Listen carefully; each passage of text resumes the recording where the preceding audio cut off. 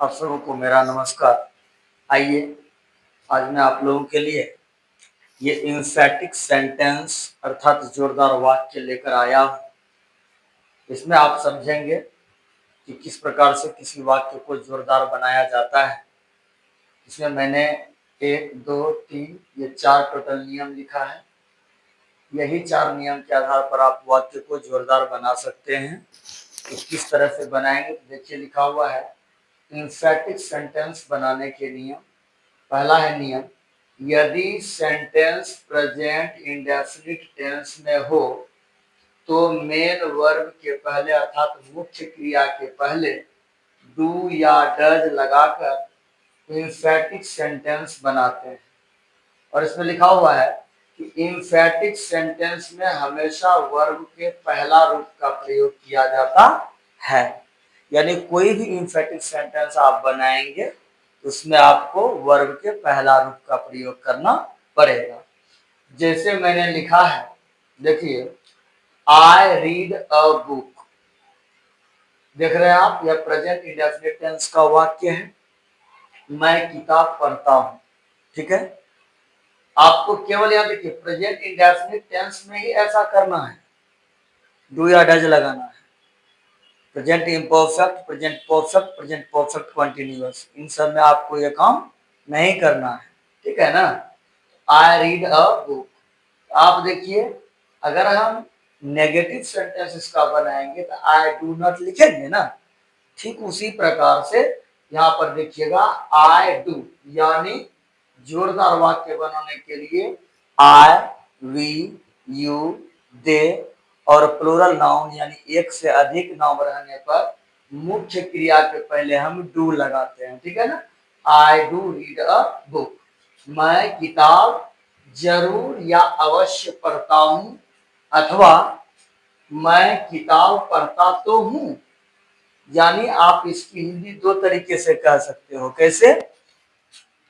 मैं किताब जरूर पढ़ता हूं, मैं किताब अवश्य पढ़ता हूं, अथवा आप इसको दूसरी भाषा में बोलेंगे, मैं किताब पढ़ता तो हूं, मैं किताब पढ़ता तो हूं।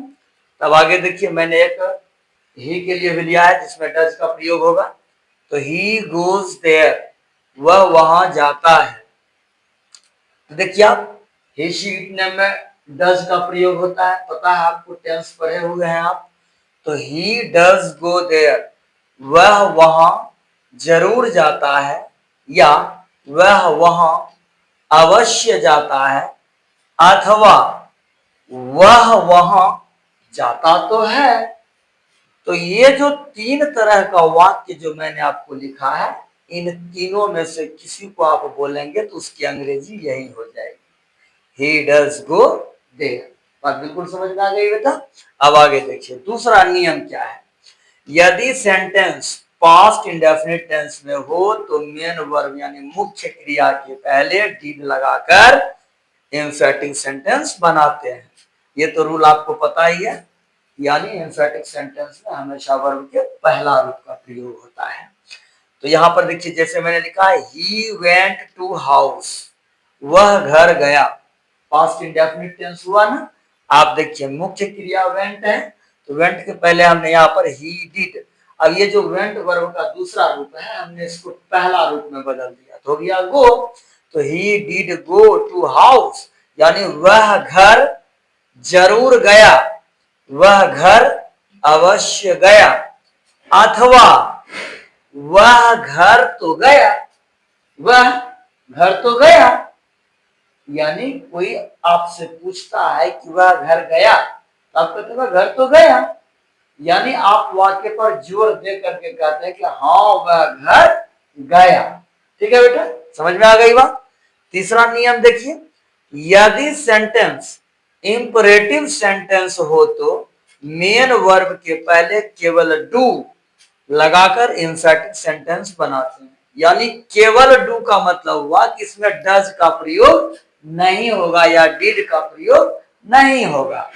तो यहां पर देखेंगे, जैसे गो देयर, वहां जाओ, है ना, गो देयर वहां जाओ। तो हम इसको, चूंकि मुझको इधर जगह नहीं था इसलिए मैंने यहां लिखा है डू गो देयर, वहां जरूर जाओ, वहां अवश्य जाओ, वहां जाओ तो, वहां तो जाओ। देखिए मैंने 4 तरह से इसमें बोल दिया। वहां जरूर जाओ, वहां अवश्य जाओ, वहां जाओ तो, वहां तो जाओ, वहां तो जाओ। ये 4 तरह के जो वाक्य हैं ये इंफेटिक सेंटेंस में आ गया है, जोरदार वाक्य में आ गया है। ठीक है बेटा, आगे देखो। अब देखो इसमें मैंने एक ही उदाहरण पेश किया है, और भी आप उदाहरण लेकर के सेंटेंस बना सकते हैं। अब है मैं चौथा रूल जो लिखा हूं, इसमें जैसा कि मैंने इसमें भाषा बना करके लिखा है वैसा इसमें लागू नहीं होता है, इसीलिए मैंने सिर्फ 4 नंबर देकर के उदाहरण दे दिया है। जैसे आई शैल गो, मैं जाऊंगा। आप यहां पर देखिए मूल रूप से आई के साथ शैल लगता है, वी के साथ शैल लगता है, लेकिन जब आप जोरदार वाक्य बनाते हैं यानी जोर दे करके कोई चीज को कहते हैं तो उसमें शैल के स्थान पर विल हो जाता है और विल के स्थान पर शैल हो जाता है।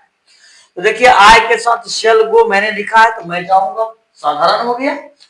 आई विल गो, मैं जरूर जाऊंगा, मैं अवश्य जाऊंगा, मैं तो जाऊंगा, मैं तो जाऊंगा, यानी वाक्य पर जोर दे करके कहते हैं मैं तो जाऊंगा, मैं तो अवश्य जाऊंगा, मैं जरूर जाऊंगा, ऐसा कहते हैं, इसलिए मैंने यहां पर लिखा है।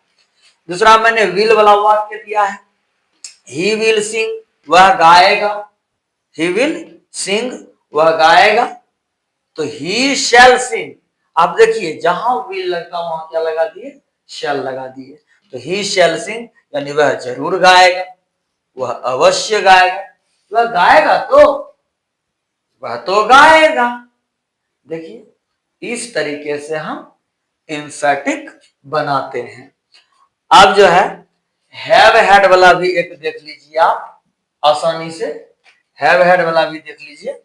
जैसे लिखा रहेगा ही हैज अ पेन, ठीक है ना।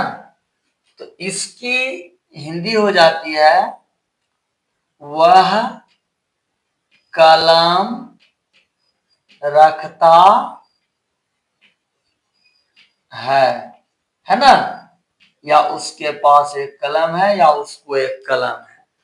इसको जब हम चेंज में बनाते हैं इसका बन जाता है, जैसे इंफेटिक इसका बनाएंगे हम, इसका इंफेटिक बेटा बन जाएगा ही डज। लेकिन यह जो हैज है ना, यह हैव ही बनेगा, यह हो जाएगा have a pen, full stop. यानी इसकी हिंदी हो जाएगी वह जरूर एक कलम, यानी वह कलम जरूर रखता है, वह कलम अवश्य रखता है, वह कलम रखता तो है, वह कलम रखता तो है। तो इस तरीके से इसका वाक्य बन जाएगा। इसी तरह से यदि यहां पर हेड रहता है HAD, यानी ही हेड रहता है, हेड भी रहता है, ही हेड अ डॉल मान लीजिए, तो हम इसका हिंदी करेंगे तो हो जाएगा, हाँ, उसे एक गुड़िया थी। सिर्फ यही हिंदी इसकी नहीं होगी, इसकी हिंदी यह भी हो जाएगी ही हैड अ डॉल, उसे एक गुड़िया थी, या उसको एक गुड़िया थी, या वह एक गुड़िया रखा था, ठीक है ना, वह एक गुड़िया रखा था, ऐसा भी, यानी ऐसी भी इसकी हिंदी होगी। अब इसको जब हम बनाएंगे तो इसका हो जाएगा ही। अब देखना यहाँ पर हैड है तो ये पास्ट टेंस में चला गया, यहाँ मैंने लिखाया है पास्ट टेंस में किसका प्रयोग होगा, डिड का प्रयोग होगा, यहाँ हो जाएगा ही डिड। और मैंने आपको बताया है कि जैसे डिड होगा तो वर्ब का पहला रूप का प्रयोग होगा। यहाँ पर हैड जो है मेन वर्ब है तो होता है हैव का हेड, हैव का हेड होता है। यहाँ हो जाएगा have, did have a doll, did have a doll. इस तरीके से आपका यह सेंटेंस बन जाएगा। इसका हो जाएगा जैसे यहाँ लिखा उसे एक गुड़िया थी तो हो जाएगा उसे गुड़िया या एक गुड़िया अवश्य थी, उसे एक गुड़िया जरूर थी, उसे एक गुड़िया तो थी, उसे एक गुड़िया तो थी, उसे एक गुड़िया तो थी, या वह एक गुड़िया रखती तो थी, वह गुड़िया रखती तो थी। बात समझ में आ गई ना? इस तरीके से बेटा इसकी हिंदी हो जाएगी। तो बस आज इतना ही। नमस्कार, धन्यवाद।